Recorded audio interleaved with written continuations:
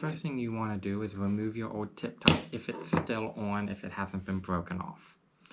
To do that, you're going to take a little bit of heat. I like to use the micro torch. A lighter or, like I said earlier, a heat gun will work.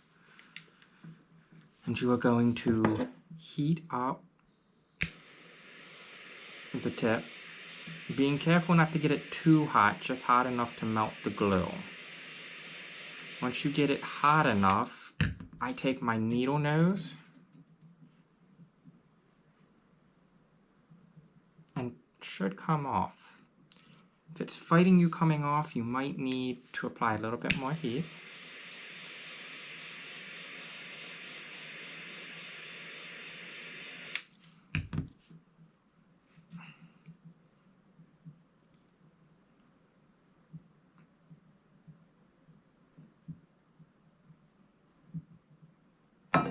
You should be able to get it off.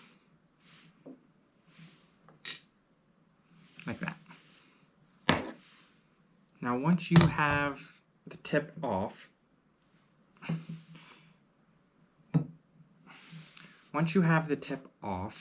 the next thing to do is, if you had to remove it, the tip, and your blank is still in good shape, it hasn't been broken at the tip, this section is still a nice flush cut right here.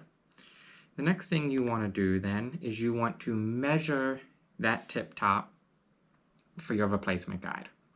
Now I have a gauge, this gauge here, that I use for it, and I will put a link to this gauge in the description.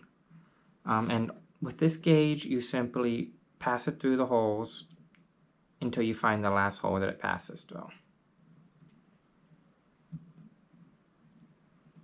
It passes in that one, so that makes this a 5.5. Now if you don't have a gauge, you can take a pair of calipers like this. You can put it on metric. You can come in here and you can measure it, and again you will get a 5.5.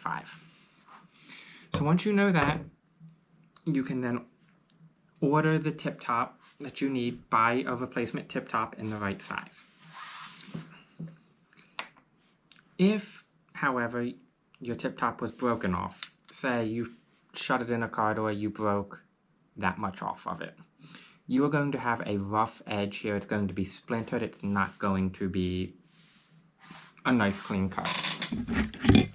So at that point, what I like to do is I like to take a rotary tool with a cutoff wheel and cut it off flush, so you have a nice straight clean cut.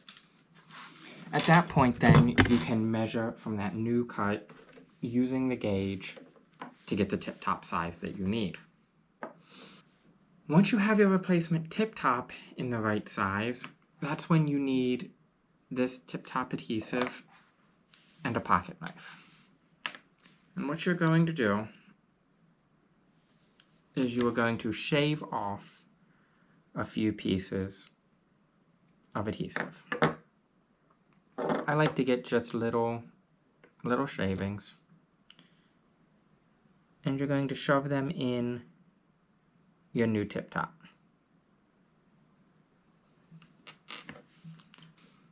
Okay. So once you get a few pieces of glue inside your tip top, I like to hold it with needle nose to keep my hands away from it.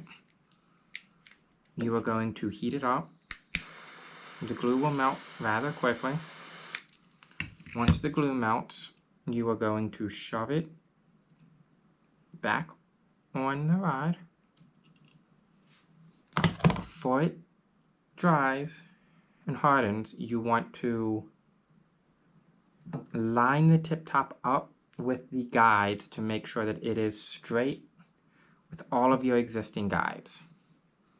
And if it gets hard before you get it perfectly straight, you can always take a little bit of heat, just run it over quickly,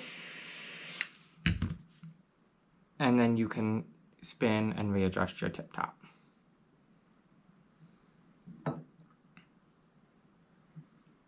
once you get that done, that's all there is to it. You've now put a new tip top on your broken fishing rod.